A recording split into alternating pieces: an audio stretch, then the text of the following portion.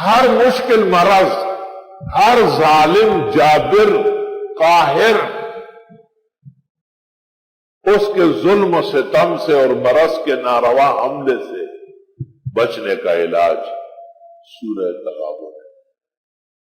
یسبح للہ ما فی السماوات وما فی الارض لہ الملک ولہ الحمد وهو علی کل شیء قدیر والذی خلقکم فمنکم کافر ومنکم مؤمن واللہ بما تعملون بصیر۔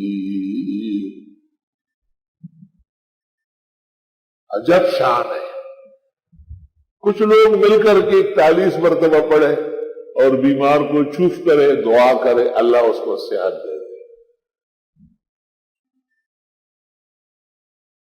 بعض عجائب خاندانی و موروثی ہے، جیسے پختونوں میں رواج ہے کہ فجر میں امام صاحب کہہ دیتے کہ بھئی فلاں بہت بیمار ہے، چلے عیادت کرے، تو وہاں جا کے یہ لوگ بیٹھ کر سورۃ تغابن پڑھتے ہیں اور وہ گھر والے کہتے ہیں کہ چائے پراٹھا تیار ہو رہا،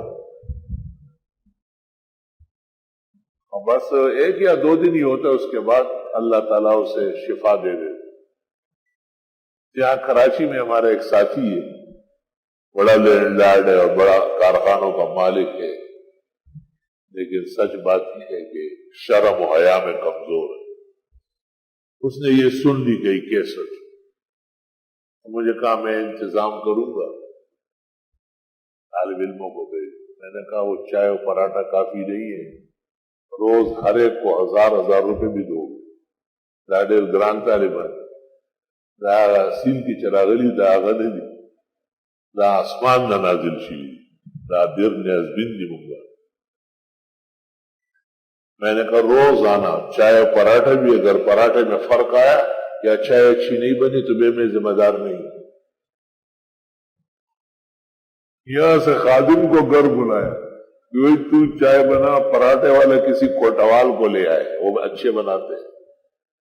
میں نے کہا نوٹ بھی تازہ دم، روز طالب علموں کے جیب گرم ہو کے آئے۔ ہمارا تو انڈیا ہے نا کہ بغیر کچھ دیے پڑھنا قرآن کی بے حرمتی ہے، بجائے فائدے کا نقصان ہوگا، اور دی درادی دبائد، اس پر ہمارا موقف ابد نشان ہے، دھڑیلے کا موقف۔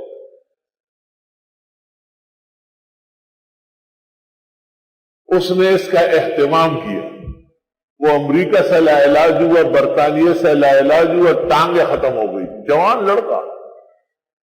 جس دن آخری دن طالب علم رخصت ہو رہے تھے، اس دن وہ اٹھ کے کھڑا ہونے لگا۔ صرف 7 دن میں اللہ رب العالمین نے اس کو شفا دی۔ وہ سن رہا ہے کہیں یا سن لے گا، کئی دفعہ شکریہ کا ٹیلی فون کیا ہے کہ اللہ تعالیٰ نے خوب اثر دیا ہے۔